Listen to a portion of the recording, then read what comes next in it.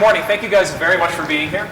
As Brian mentioned, I'm John. This is Kieran. I'm mostly going to be talking. Kieran's mostly going to be demoing. And the first thing I'd actually like to check is how many people here are running Visual Studio 2015 by show of hands. Brian, you don't count. Cool. How many of you are running Visual Studio 2015 CTP6, the one we just released a couple of weeks ago? Awesome. That's awesome both because there are a few people in the audience who are already running the bits that we're going to be showing today, and also awesome because most of you aren't. So we'll get to talk about things. And the first thing we're going to do is we're going to try to jam up the VS Live network. This URL behind me will take you to the download site for CTP6 of Visual Studio 2015. It installs nicely side by side with Visual Studio 2015 and Visual Studio 2012 most of the time. We'd love your feedback on the product. We have a couple of more releases before the final RTM of the product. So absolutely go up, download the bits, install the bits, play with the bits, let us know what you think about the bits. You can give us feedback through the in-product Send a Smile. You can give us feedback through Connect, through our forums, just by posting a comment on the blog. We try to be very responsive to the feedback we're getting on the product because we really do want to make it better. So that's kind of the tee up. So get your laptops, start installing Visual Studio 2015 CTP6. It's only about 8 gigabytes. It's kind of large. We are working on that. Just like me in middle age, it has a bit of a weight problem. We'll get through to that. But today we're really going to focus on Visual Studio 2015 and the work we're doing that we started announcing last fall at Connect, which was an event we held in November when we announced the preview, and some of the things that have happened since then. But as Brian mentioned, you kind of have to start the conversation about Visual Studio 2015 by thinking about where Microsoft is. I think for a very long time, if you had asked anybody at Microsoft, what's Microsoft all about, we would have said Windows, or maybe Windows and Office.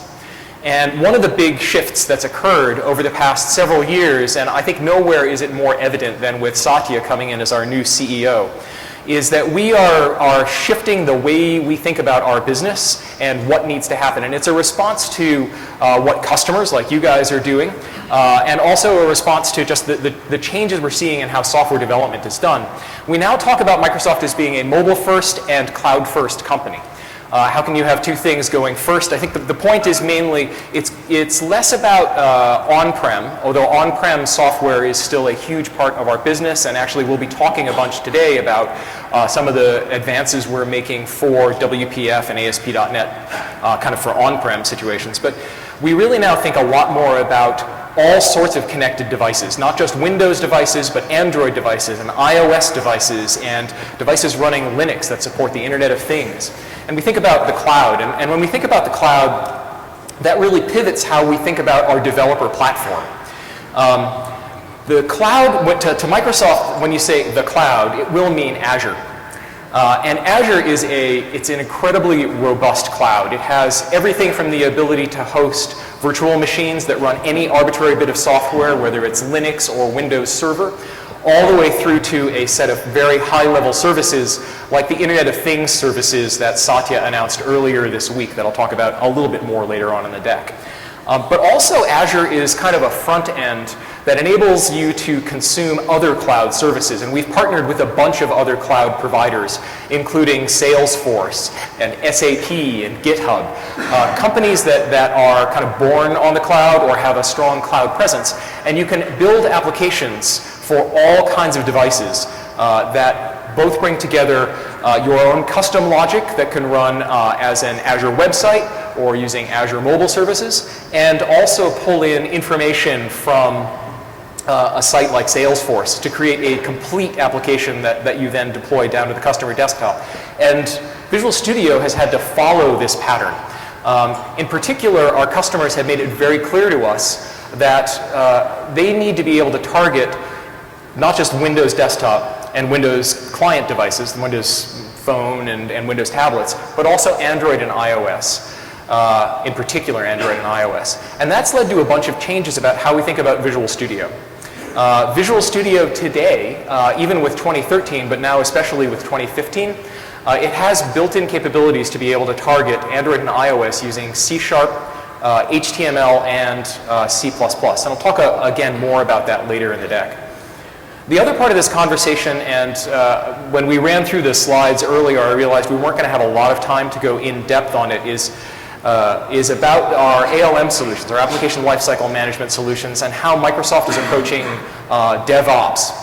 And for us, we talk a lot there about Visual Studio Online, which is our online kind of version of Team Foundation Server, but it has a lot more in it. It's the service version of Team Foundation Server. By the way, how many of you run Team Foundation Server? Awesome. How many of you are also using or do use Visual Studio Online?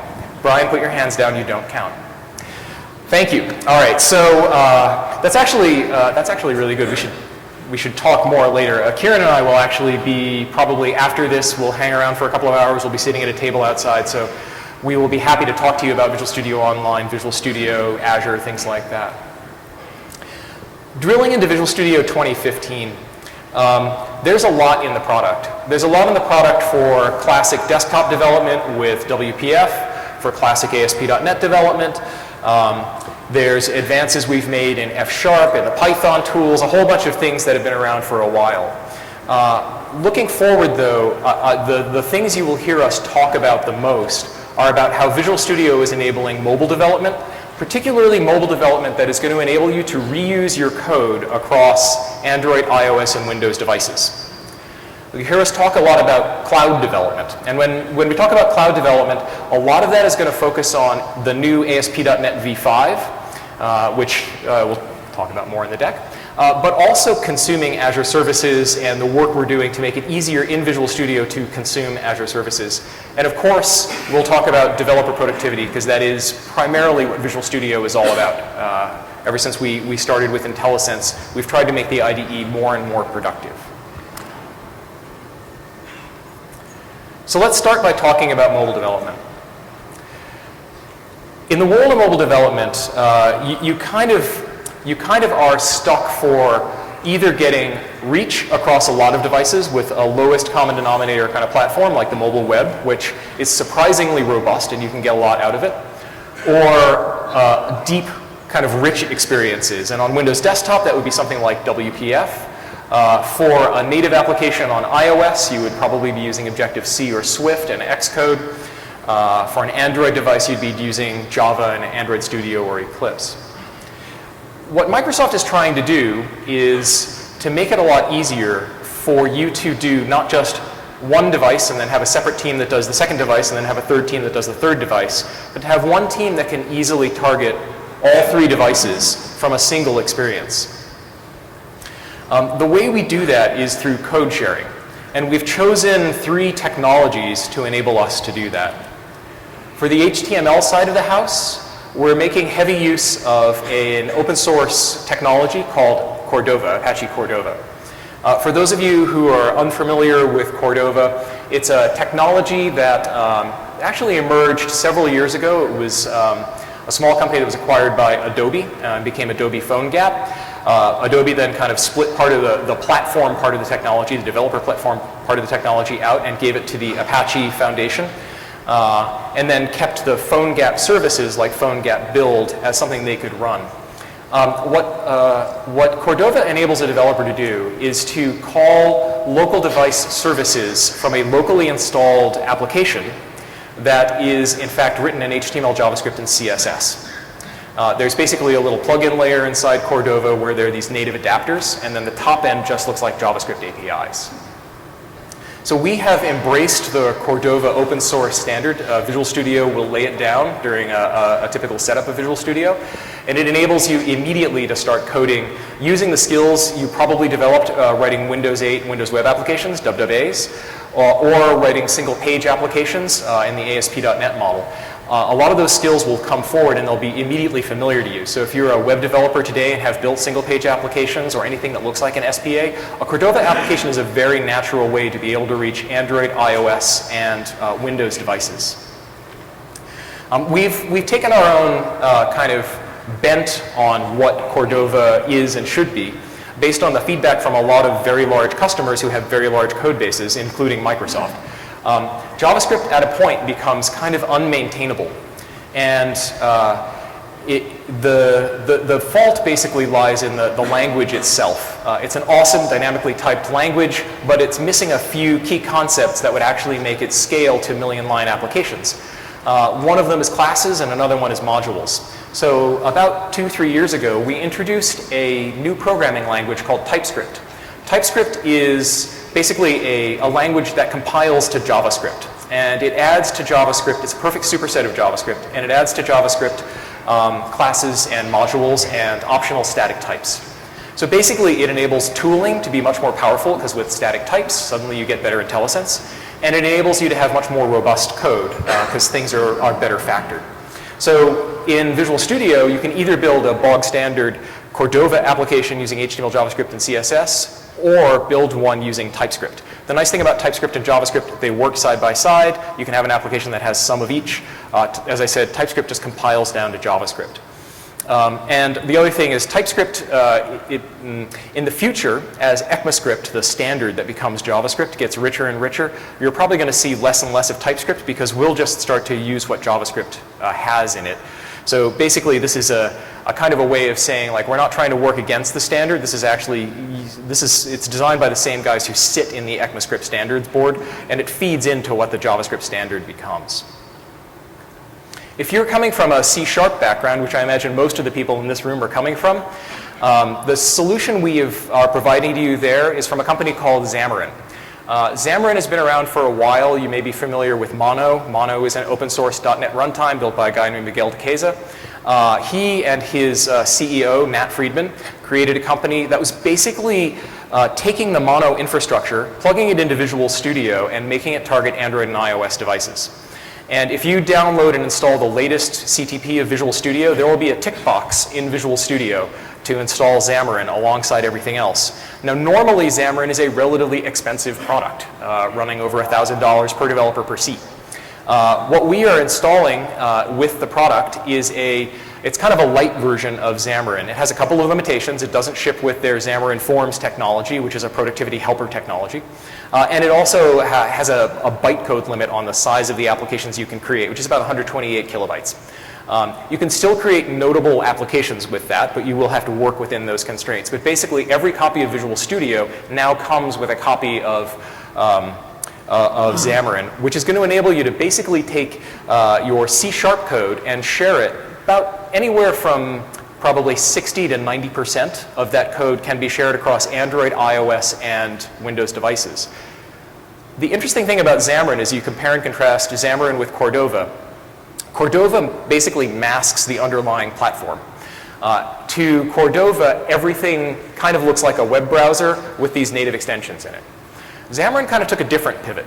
Xamarin, their philosophy is more, we want you to leverage the power of the underlying platform. So rather than abstracting the underlying platform, they constrain the code reuse mostly to the business logic. And then when you want to write your really native part of the application, you basically are writing in C#, but you're calling iOS APIs or Android APIs or Windows APIs directly. So the experience, it can look a little strange when you start typing C# code that calls iOS APIs, because the API shape is still an iOS API shape.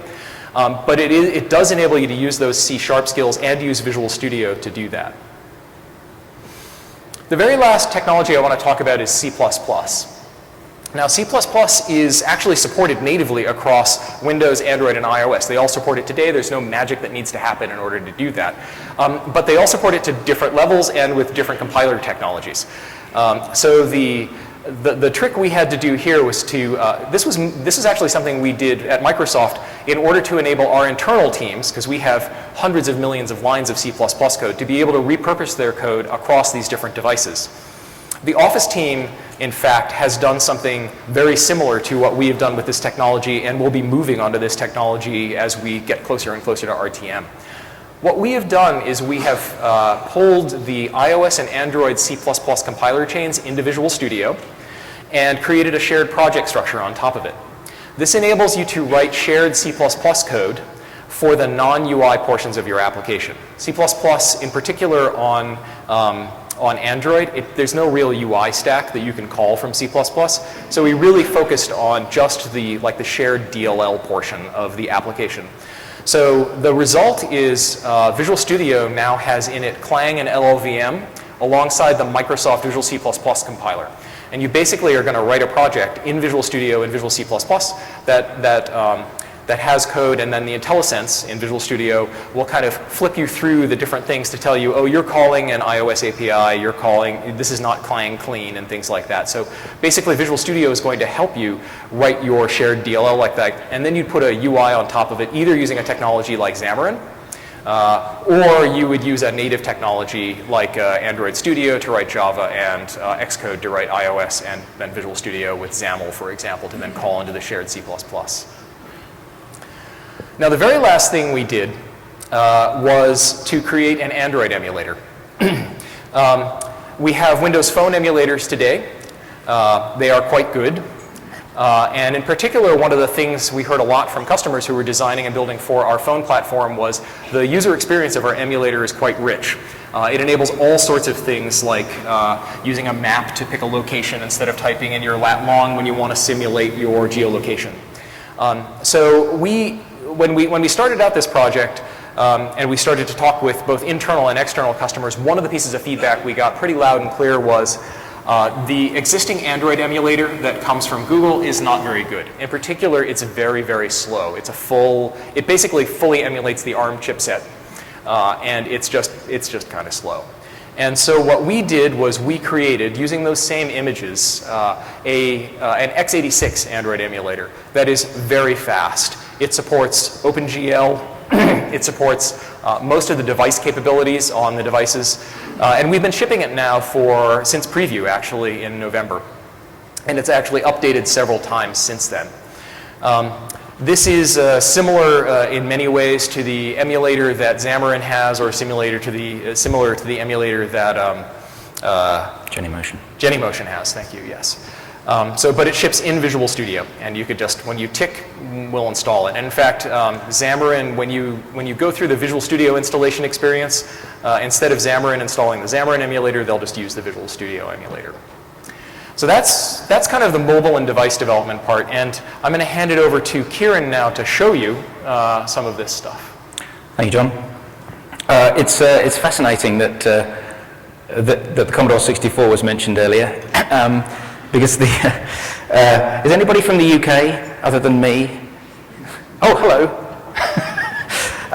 Well, there was an arch rival to the Commodore 64 in the UK back in 1983.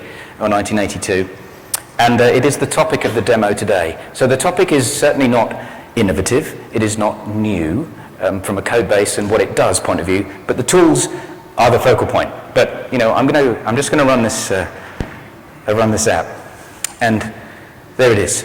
So this is a Sinclair Spectrum. It's emulating the 48K, the 48K version, and I'm going to turn this into a mobile device application for various platforms. I cannot claim credit for the code base. This is a port of the Fuse code base, and if any of you are into emulators, then Fuse is an extremely powerful, extremely accurate emulator for this particular machine, and it is written in ANSI C and nothing else, which makes it perfect for our purposes. So the first thing that I'm going to do is I'm going to work on the Windows version. So this is running as a Windows application. This is using our new universal application platform in Windows 10. This is Windows 10 that you're seeing. And it is running in a window, even though it's a modern app, which is good. Windows 10 will run all of your modern apps in a window. And the thing about the universal app platform is it has to span a significant number of device types and classes. So here I've got quite a powerful laptop, which would be equivalent to a desktop with multiple screens as well, all the way down to the phones, and then everything in between, going through tablets and laptops, touch and non-touch, and including Xbox. Xbox One will also be able to run these applications. So from a user interface perspective, there's a lot of scaling that's got to go on. Not just in user interface and how the user how the data is presented back to the user, but also how the user interacts with it from an input point of view. So for example, if I resize the window, then my virtual screen starts changing. And if I take it down to a tablet form factor, then I'm going to need something like on-screen joypads so that I can play the games that are so important on this particular platform. And if I shrink it down, then when it gets towards the tablet form factor, they need to shift underneath because I'm now in portrait mode. So the Windows Universal App Platform will notify your application, hey, you're now in portrait, and I can move things around in the XAML to where they need to be from a thumb's perspective. Also on a tablet, I have no keyboard, so I need a virtual keyboard, so I can have a virtual keyboard that still needs to work even though I'm in desktop mode, and all the space needs to negotiate. So what we've done is we've added to the XAML that's for the modern applications in Windows, we've added all the capabilities that you were going to need to deal with the fact that this app has to scale across multiple devices and form factors. So let me just turn off the, I didn't want to do that.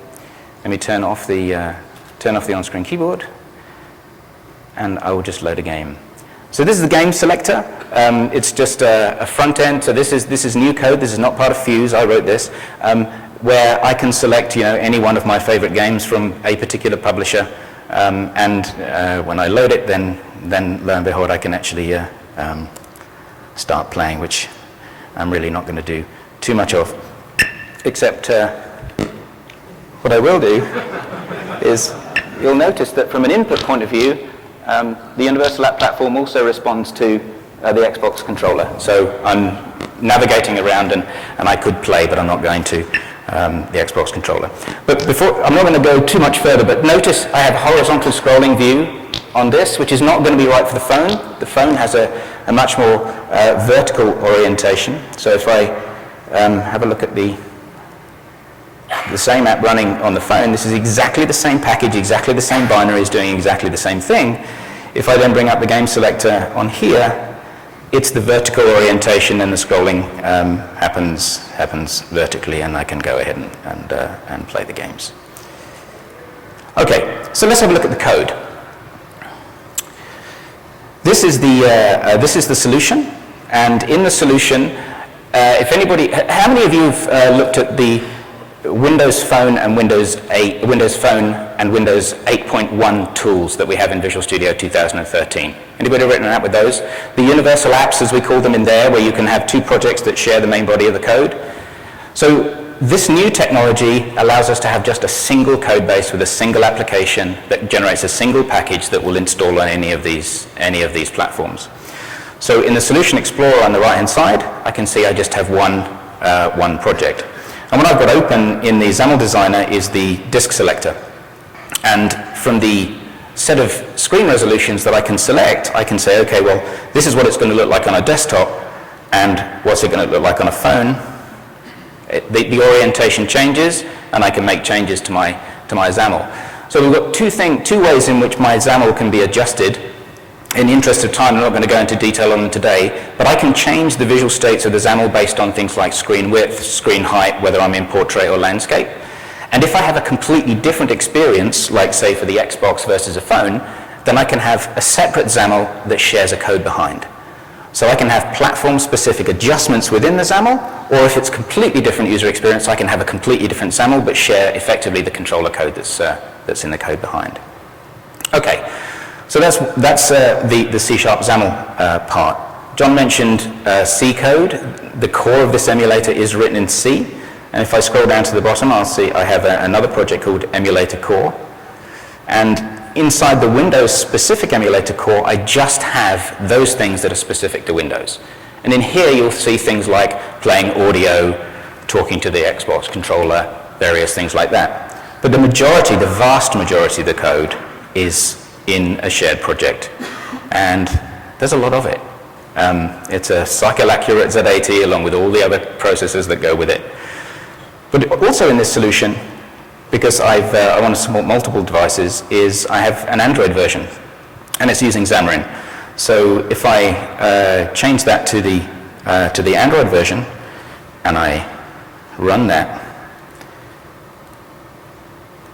then this is the same emulator, but running in our Android, and just to show that it's not the Windows Phone version, there's the Windows Phone version next door to it.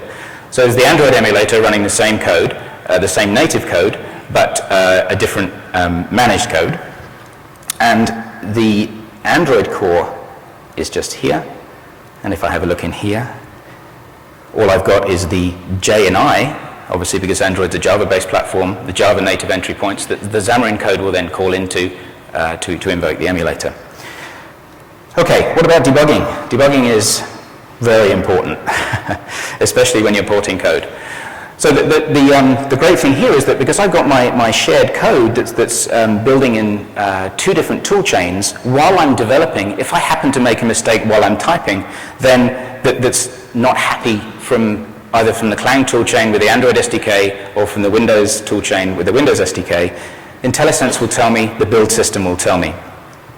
And also from a navigation perspective, if I just look at ftell, which is obviously a C runtime function for telling you where you are within a particular file, I can go to definition on that, and if I scroll all the way to the top, this is the Android SDK implementation of the header file for the C runtime. And if I do the same thing, I'll use the keyboard shortcut this time, switch this to Windows, so now Visual Studio is in the context of Windows rather than Android from that perspective. I'll do exactly the same thing again, and this time it's gone to the Microsoft header. So that's interesting, but and one place where I actually had to use that is in the definition of RGB. The emulator paints pixels, and each pixel needs to be in a particular color, and when it's rendering that to a bitmap, it turns out that Android and Windows put their RGBs in different orders in the 32-bit byte. So here you can see I've got two definitions of my macro, and as I switch between them, you can see that Visual Studio's IntelliSense context is switching backwards and forwards. So I'm always there in my tools. Just one last thing before we move on. I'll set a breakpoint, and I will debug. And this is where the demo gods need to smile upon me. And there we go. So I'm stopped at the breakpoint, and if I bring up the call stack, which you can't really see, but there's a whole bunch of stuff on the call stack, and if I go up to where I can find a file name, there, let me zoom in on the file name. Storage emulated 0 Android data. So we're actually debugging the Android native code. And we work very closely with our friends at Xamarin to make sure that you can debug both the managed code and the native code at the same time in a dual mode project like this. John. Thank you. All right.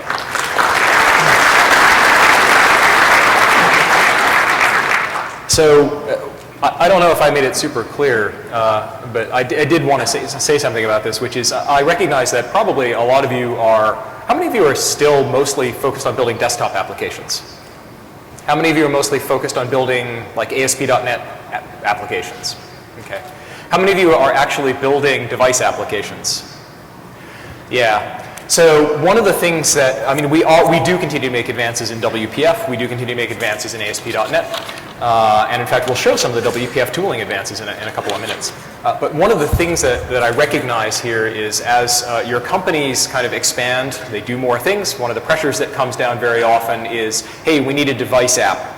I think in the past, Visual Studio has not been the first thing people would think about because Visual Studio is the tools for Windows. We're trying to make it really, really easy for you guys as developers to be able to say, actually, we have an answer for that. We have Cordova, we have Xamarin, we have C++. You know, it's a shift, and the I mentioned like the Office team, they had the option to build native applications. We are a large enough corporation, we could have invested a couple of hundred people to build the Android version, the iOS version, the Windows desktop version, the Mac version. They chose not to do that in the Office team. They actually have, I was actually talking with their engineering manager yesterday, over 90% shared code across Windows desktop, Mac, Android, Windows devices, and iOS. And that's because they've taken a long time to factor their code to do that. But it's using technology very similar to what we're showing here. So it is possible to get tremendous code reuse and still have world-class applications that are on these devices. Now let's flip the conversation forward to cloud development. And I'm recognizing we are running a little long because I talk a lot, and I apologize for that. So I'm probably going to move a little more quickly through the second half of this. So we had the devices portion of the conversation. Let's have the cloud first portion of the conversation. I think there's a lot to the Azure cloud. Everything from HD Insight to the application analytics services, to the Power BI services, to Office 365, to the Azure mobile services, to just Azure as an infrastructure as a service platform where you can prop up and run virtual machines. We have done a huge amount with Azure. It is a multi-billion-dollar, multi-year investment with a significant engineering team behind it. And one of the key things that we're driving toward is to make sure that basically your on-prem and your cloud solutions are both as similar as possible. So for example, you have Active Directory locally, we have Active Directory in the cloud, and the two things can work together. But also so that you can build hybrid applications that have an on-prem solution and a cloud solution, because it turns out some stuff you really do want behind your own firewall for whatever reason. But some stuff, it's going to be more cost-effective to put into the cloud. And in fact, Microsoft is in this situation today. We run all of our Exchange email in the cloud.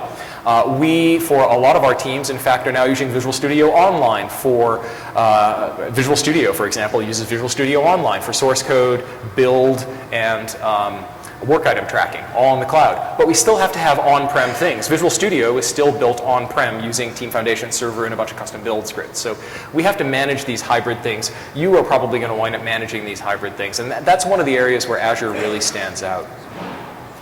I do want to mention one other thing that was an announcement that happened relatively recently. I think just earlier this week, Satya began to talk a lot more about Internet of Things, which is it's one of those terms that leaves me feeling kind of a little strange, because it's kind of like the next generation of embedded device development is how I look at it from an engineering perspective, but it is kind of more than that. It's about light bulbs and phones and the bands on your wrist and so on, being able to talk to each other. And these devices, this Internet of Things, it needs a place to synchronize data, to manage devices and things like that. And Microsoft is investing very heavily in this area. The thing we announced earlier this week was the Azure IoT, Azure Internet of Things. It is currently, it's going to enter preview later this year. And I don't know how long they're going to run the preview. There are some of the services that are available today, and if you have an MSDN subscription, which I hope most of you do, you can actually go in and use some of your Azure hours against the preview if you want. One of the services that is available in preview today is called Azure Stream Analytics. With all of these devices out there pumping information, you really do want to be able to grab analytics information real time on top of that, and that's what Azure Stream Analytics is designed to do. It's designed to handle millions of devices pumping information through and to be able to show you trends and patterns on device usage. But that's not actually most of what I want to talk about today. Today I really wanted to focus on kind of the nearer term developer platform changes, and there are three things that I think I need to talk about here. The first, I think I earlier mentioned our November preview event, Connect. We announced that we were open sourcing the core of .NET. It is now available on GitHub. We've taken our first pull requests. This is not full .NET framework, but it is a significant portion of core CLR and the core frameworks. They are now open sourced, and they run on Windows, Linux, and OS X. And so that's a pretty major effort for us to do that, and that is going to grow over time. The primary reason we did that was to support the right-hand side of this slide, which is ASP.NET v5. ASP.NET v5 is not just the next version of ASP.NET, it also runs on Linux and Mac OS. It's built on top of the .NET Core. It also runs on top of full .NET Framework for compatibility. So basically, if you just want to bring portions of your application forward, you run on Windows, it will basically behave like an updated version of ASP.NET. But ASP.NET 5 does some notable things. The first thing is it doesn't require system.web.dll. It is much more modular and much leaner. And the result, it basically takes it uses NuGet in order to factor packages to make them much smaller, and you can now opt into the packages that you need to use just for your application. Not only that, ASP.NET v5 the applications can run side by side with themselves, isolated from each other. So you no longer, like when you do like a framework refresh on the box, you have an isolated stack. You no longer have to update the framework on the box if you want to update your application. And the applications can run side by side on the same box, isolated from each other, running different core CLRs, different ASP.NET v5 stacks. That's a pretty notable thing in terms of being able to deploy and manage multiple applications running on the same box or the same VM. Along with, there's actually a ton of other stuff that came along with this. For example, web config, everybody's favorite way to configure ASP.NET applications. We've now actually pushed that pretty far forward. It's now done programmatically through a file called startup.cs, and you no longer really need web config. We've also started to talk a lot more about MVC6. MVC6 unites the models for web pages, MVC, and the web API. So these are no longer three completely different programming models. It is now one programming model that is unified across all of them. So for example, you can return Razor views and content negotiated data from the same controller using the same MVC filter pipeline. There are a bunch of other things that came along with MVC6. There are these things called tag helpers that are designed to make it much easier to kind of use HTML in your views and actually inform things kind of going down elsewhere in the pipeline. These changes to both ASP.NET v5 and MVC6 are enabling us to make a bunch of tooling improvements. So one example is you now get dynamic compilation. So in the past, you kind of had to, you F5'd, and that was how you saw the changes in your application. If you've built kind of web client applications and you're used to the fact that you can save files and refresh your browser, we really wanted that for server applications as well. We've now done that with ASP.NET v5. So we dynamically compile as you're typing, and all you need to do is refresh your browser and you can see the changed server application. So that's a pretty notable change as well that will really tighten the developer workflow. The other thing we've done is we've put in much tighter integration with some of the most popular web development tools. There's integration now with Bower, which is a package manager, and Grunt and Gulp, which are task runners. And they basically together kind of make it much, much easier to build ASP.NET applications. And the last part of this is the work we've continued to do to consume cloud services. There's obviously there's the Server Explorer in Visual Studio.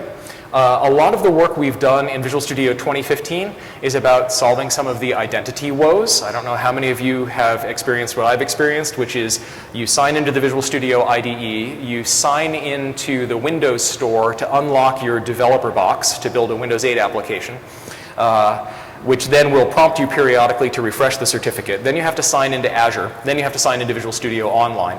We've done a bunch of work to actually make that much smoother, and there's work that's both happened on the identity end of things with Active Directory, Azure Active Directory getting better, and MSA is getting better, and then there's work we've done in the tools.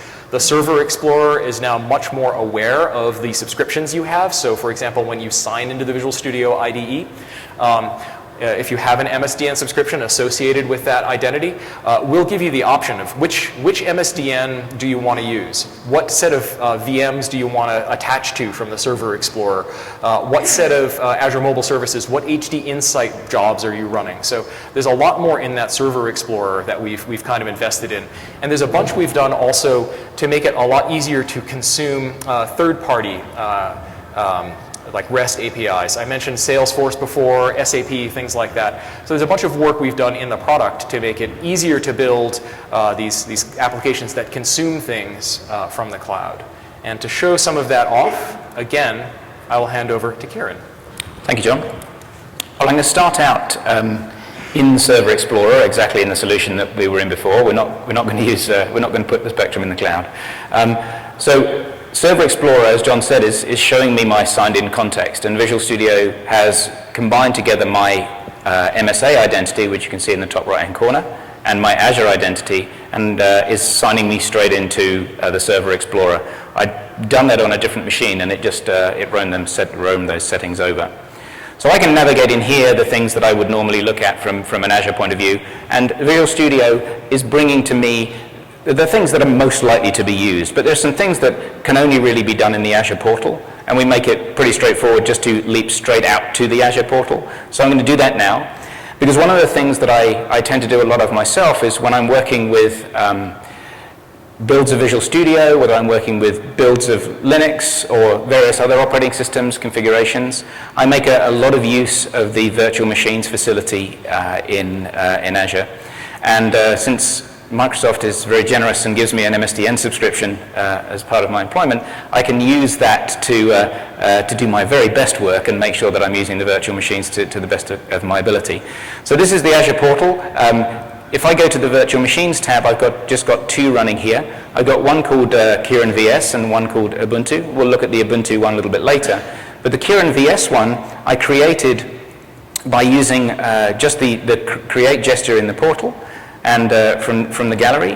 And from here I can choose any one of the images that are up there in the cloud, including, and if I jump straight to Visual Studio, I've got things like CTP6 and CTP5. So I can ask Azure, please provision me a virtual machine, install CTP6 on it, and then I'll go to town. It takes a few minutes, so I'm not going to do that now. I already have one. Here it is. It's logged in. I just literally open it up. It automatically is enabled for terminal server. And I just use the remote desktop client and log straight in with the credentials that I give it during creation. And here I am running Visual Studio CTP6. And it just so happens, conveniently, that loaded I have a solution that is an ASP.NET 5 solution. And one of the things that I'm finding very interesting about what we've done with ASP.NET 5 is we're fitting in, the project model fits in with the way that the web community is working now. And so what does that mean? Well, it's all about JSON files. So if you use Node, then you'll have package.json. If you're using Bower, which is a content package manager for acquiring things like jQuery and Angular, then you'll have a JSON file. And ASP.NET also has a JSON file, so we have project.json. And if I load up project.json, you've got things like, here are the NuGet packages that this application depends upon. And I've got commands that I can execute on this web application once it's deployed. And web is the standard one, which basically means, please launch a web server and run this app. We'll have a look at that in a little while. But also we've got web client technologies surfaced up into Visual Studio. And if I expand the dependencies node, which is a new node, you'll see I've got things that are associated with Bower and things that are node packages. And node packages are how Grunt finds its tasks to execute. So I'll just draw your attention to Bootstrap and jQuery. And if I bring up the Bower JSON file, and there are the packages that this is actually using right now.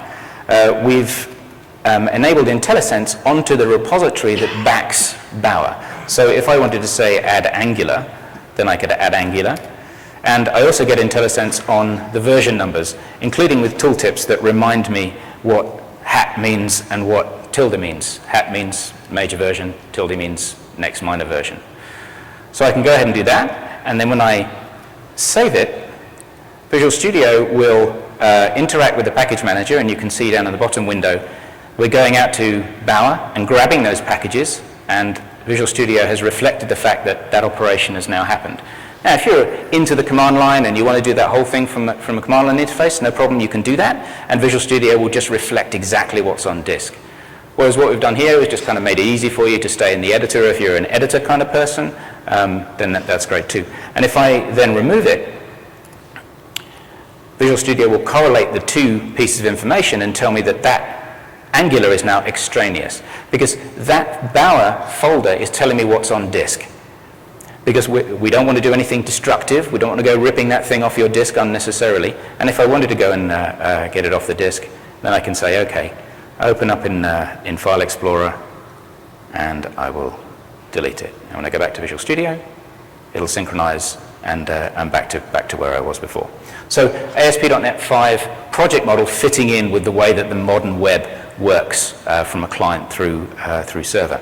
Now, John mentioned the local nature of the new runtime that sits underneath ASP.NET 5. And it has a new name that's been given to it in the oh dear, my connection to, oh, there we go. My connection momentarily disappeared, and that's back. It has a new name, and its name is DNX, which stands for .NET Execution Environment. And you'll see on the command line that DNX is the entry point into all things modern .NET. So from a cross-platform perspective, this is how you would invoke it on Linux, this is how you invoke it on OS X, and this is how you would invoke the locally packaged ASP.NET website. So for example, here I have a very simple web application. I would say DNX in the current directory and launch the web command that we saw earlier. And if I run that, this is going to use not the desktop CLR, but a local CLR that's just in a directory on the disk to start this web application running. And, okay, John. We'll come back to that. Is it back? It's back. It's back. It's not Kieran. It's not tremendous. Thank you, John. It's not tremendously exciting. I will launch a browser, and it will give me the ability to invoke a web API, which, as John mentioned, is based on unified controllers. So there's the network is really fighting you. It's not being helpful. It must be all the people in the room downloading CTP6. It could be.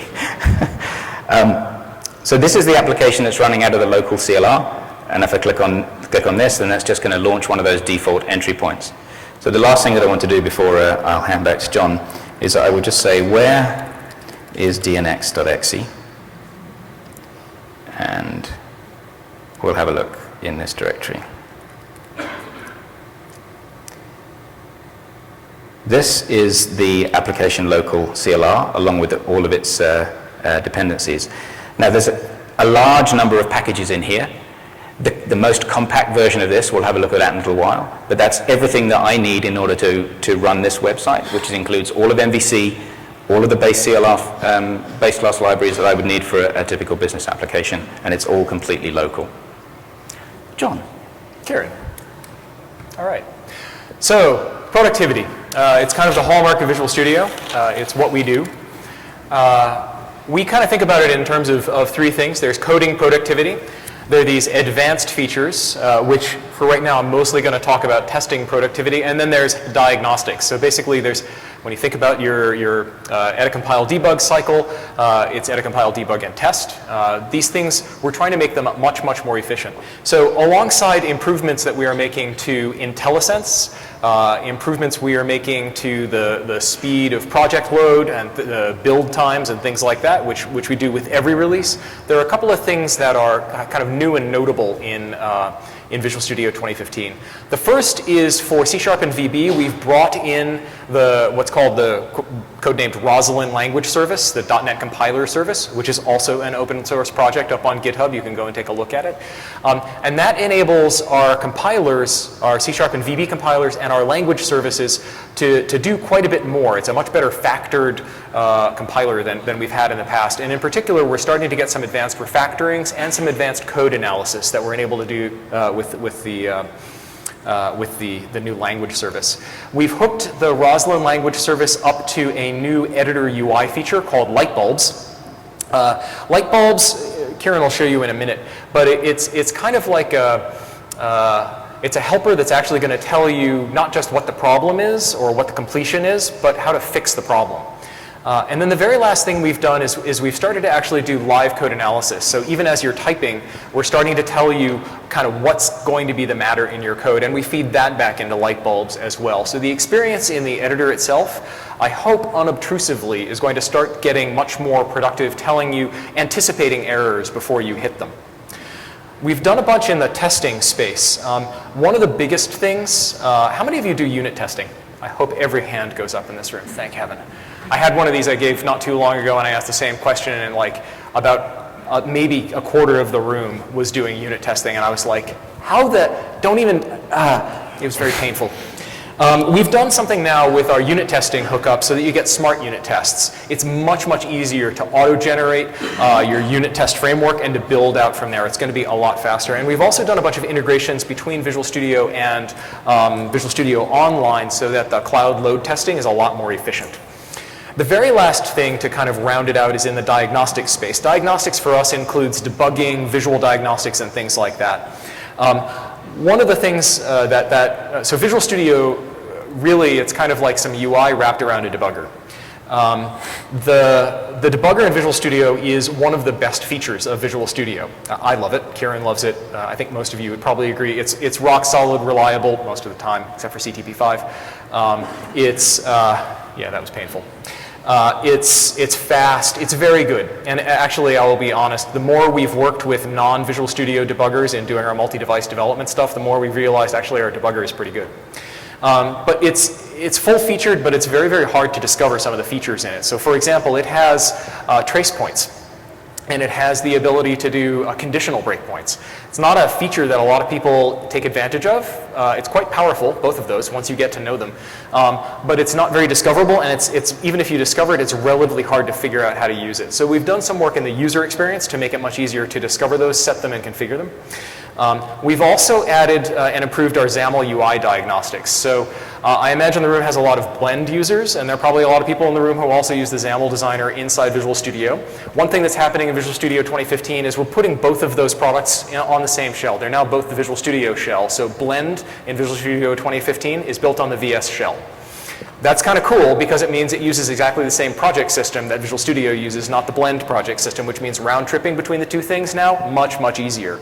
But one of the things we heard loud and clear was there's a lot of work that you want to do against the actual running application. The Blend, as good as it is still kind of an approximation of what the running application is going to look like. And there's a lot of work that engineering team does to make that approximation as close to reality as possible, including trying to run code that might not actually be complete yet and display that on the design surface. Sometimes that just doesn't work. So we've built a set of XAML UI diagnostic tools. If you're familiar with the F12 tools in IE or Chrome, where you do browser development and you can select elements and you can see the node hierarchy displayed and you can modify things dynamically in the running application, that's what we've done for XAML. It's now shipping with every copy of Visual Studio from Express up. The very last thing that I wanted to talk about a little bit here, and I don't know if Kieran's actually going to be able to demo it, but it's a very useful feature and it's actually helped a lot of people, is we're now starting to be able to, the performance of the boxes that we run on is so good that we can actually run our profiling tools as the application is being F5'd. So as you're debugging, we can actually run profiling, which enables us to put tooltips in the editor that will tell you how long certain things are going to take. It's an upper bound is what we give you. It will take no more than this amount. But it will start to point to performance problems before they manifest in the running application. It'll tell you, wow, this class, that's taken a really, really long time to run. Or even this function or this area of the code. We can get quite granular with it.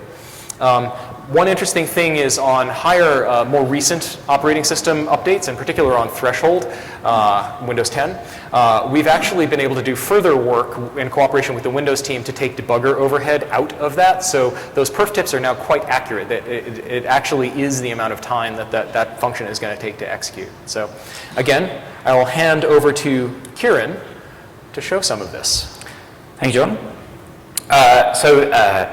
It turns out that I have a bit of a habit with these emulators and with the real machines in their own right. And I've ported and created quite a suite of these things to work on various devices. Entirely in my own time, haven't done it at work, I promise. So what I wanted was, because I have devices like the Dell Venue 8 Pro, which is a great little 8-inch tablet, I wanted to be able to install those applications on that device as I update them and build them for myself. So I wrote a little application that just helps me deployment. And it's written in WPF, and this is it. And it just goes out to a very simple service that's running at my house, which will show me all of the things that I can install. So what I'm going to do is I'm going to have a look at the layout of this application while it's running. So if I just snap it over here and then snap Visual Studio over there, I've got two windows. Let me unpin the diagnostic tools and bring up the live property explorer. I've got two windows that are a live view onto the running application. So what I can do is I can, just as one does in the browser tools, I can now I can inspect the live running WPF application. So if I click this, then I get adorners that I can hover over on my running application. I can click, and now my running live visual tree will synchronize to what's going on in the application itself. And the property browser is showing me all of the properties that I can edit on that. So if I go to, let's mess with the height of this particular item. So it's right now it's 110. Let's see what it would look like if I make it 200. Okay, so that looks pretty terrible. So I'm going to go back to 110. Turns out I was right the first time. Okay, the other thing that we do, I'll just hide the application that's running behind, is this live visual tree is synchronized to the XAML. So you'll see that right now it's focusing on the content presenter, which is part of a style. So the buttons, all of those tiles that were running in that application were actually styled buttons. And I'm looking at the content presenter of the custom style within that button. If I move out to the uniform grid, for example, and the glyph, the little page glyph, that I don't know whether you can see it at the back, but there's a little tiny page glyph that indicates to me that I can actually navigate to this place. I click on that, then I'm in the items control for this for particular item.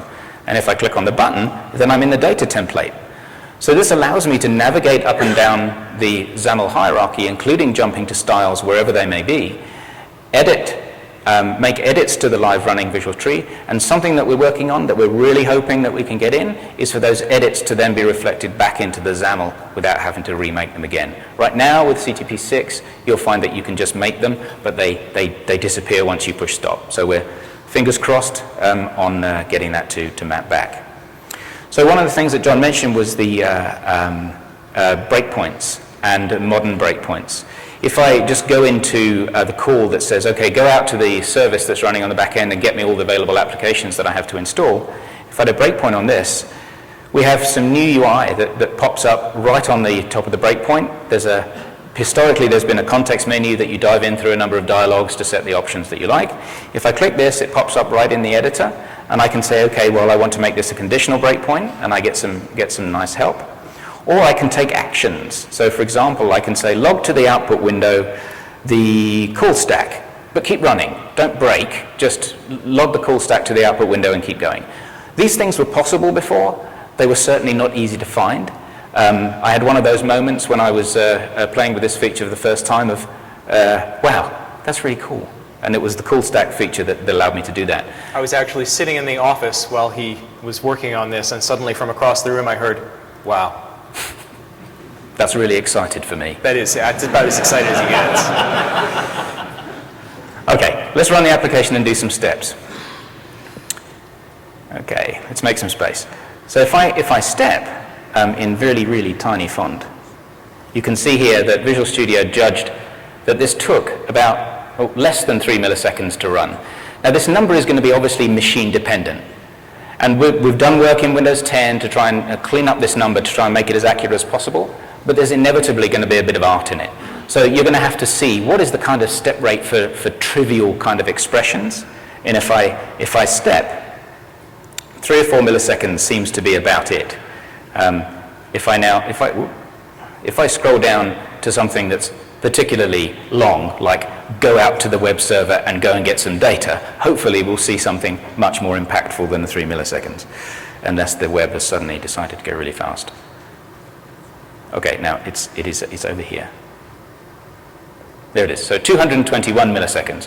So that was notably different. So what this allows you to do is, after you've seen a spike or some kind of strange behavior in one particular part of your application, you can then jump into the debugger, step over the code, and see the specific ones that are actually taking more time than you expect them to. It's just a way of narrowing right in. John. All right, we are running a little bit over. I apologize. I'll try to wrap it up pretty quickly here. Something I mentioned at the beginning that I'm not going to spend a lot of time on is really about our ALM and DevOps solution. Most of you said you were using Team Foundation Server. A bunch of you said you were using Visual Studio Online. We continue to make advancements there to both improve the general application lifecycle management solution that Microsoft has. Earlier this year, we announced our Application Insights service so that running applications can start to log information about crashes and performance, and you can monitor that and do the interesting things with it. We also announced our release management product. And what we're trying to do basically is to tighten up that solution that takes you all the way from writing your code, which is what we do in Visual Studio, to the continuous integration, continuous build, continuous delivery, continuous monitoring, and that all together starts to give you the data you need for continuous learning, which is the kind of the hallmark of a tight DevOps cycle. So that basically within moments of pushing an update to an app or to a website, you're able to start to see the telemetry come in, and that there's a much less friction between that time when you say, this is actually the build that is good, to the time when you start to be able to put it in customer hands and get data back. There is one more thing that I think we kind of wanted to show. It's just kind of cool. It's not necessarily any, and it's only a little cool, not a lot cool. But I will hand it over to Kieran, and we are going to show .NET running on Linux here, and OS X, I guess. Did you do the OS X thing? Not today. Macintosh. It's the wrong color, and there's no. It's not gold. Thing. Yeah, it's not gold. I probably wouldn't buy a gold one. Okay, so earlier on, I breezed by an Ubuntu virtual machine running in Azure.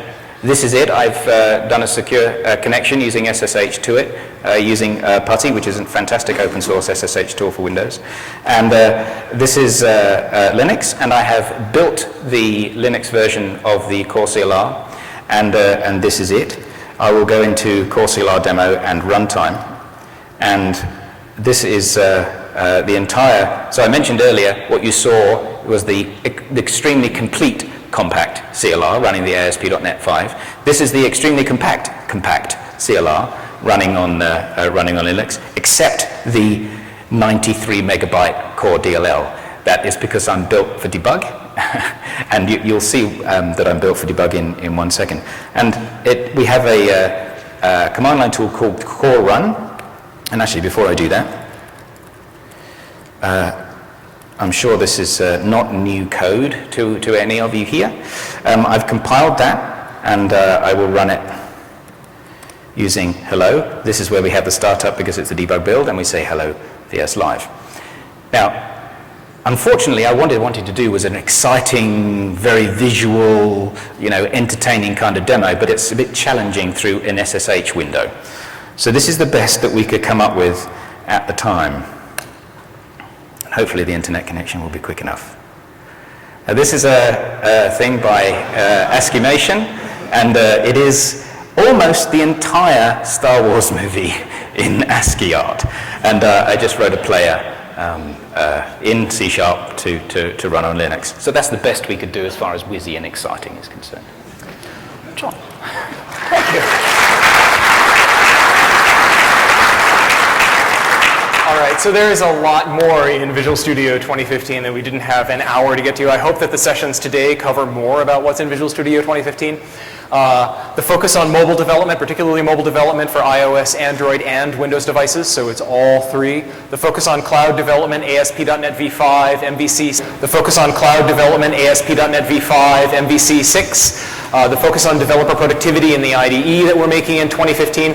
And then the big thing for you guys is seriously, just go and get CTP 6, give it a try, give us the feedback on CTP 6. We will take it however we can get it. We're trying to make the product better so that when it RTMs, it's at great quality. Thank you guys very, very much for your time.